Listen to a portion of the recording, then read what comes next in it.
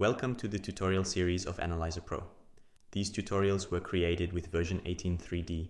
However, they can also be viewed with different versions as they provide you with general information and describe basic rules on how to handle the program. How shall these tutorials be understood and used? On the side, they are designed for beginners who can view the tutorials in chronological order and copy the shown clicks step by step on their own PC. On the other side, more experienced users have the chance to review specific parts of program handling. Details about the content of the videos can be found in the video description. After you have installed AnalyzerPro on your PC, please start the program. You can now see the start screen of AnalyzerPro. As a general program setting, you can now arrange the position of the toolbars according to your wishes. Please select each toolbar with a left-hand click on the left area of every toolbar and drag it to the desired position. In general, the program structure is similar to several other Windows programs. You can click on the buttons to open different program items, but you can also find them via the upper program panel. Here you can adjust settings, access the modules, etc. Right at the beginning, it should be mentioned that when you save a report, depending on the features used, a folder named DXF and one named Maps will be created. If you want to transfer the report to another PC, these folders must always be included, as certain elements, such as inserted images, would be missing otherwise. In the end of this tutorial video, we will take a short look on some relevant theory.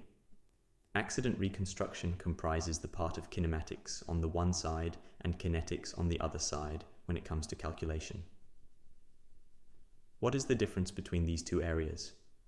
Kinematics exclusively deals with movement of points and without forces at work, whereas kinetics considers all forces.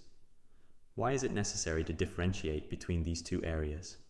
Simply put, accident experts need to make estimates on values in different contexts. As kinematics only consider movements of points, many additional parameters can be omitted and estimates are easier.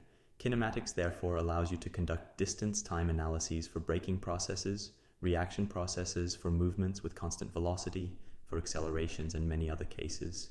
Kinetics is used for the collision analysis and general processes related to driving dynamics. Masses are considered, as well as friction values, structural stiffness, etc. Where are these two areas used? Kinematics is applied to all settings in which no forces are at play and where estimates can be made more easily. One example would be pre-collision. Kinetics, on the contrary, is used for collisions and post-collisions, as it is usually not sufficient to estimate a deceleration value, for example. More detailed explanations of these two topics are subject of the upcoming videos again and again. Please always be aware which of these two concepts applies in the respective situation, kinematics or kinetics. The two areas complement each other perfectly. The bottom line of AnalyzerPro is to extract the best of both concepts for the respective situation and to combine them accordingly. How does the order of creating a report in AnalyzerPro look like? As a first step, vehicle data is entered. In the second step, a sketch of the accident is created. In case a collision analysis is necessary, it has to be conducted kinetically and together with a coasting analysis. Finally, the pre-collision is calculated kinematically. Now I would like to thank you for the attention for this first tutorial video, and I wish you a lot of success with the upcoming videos.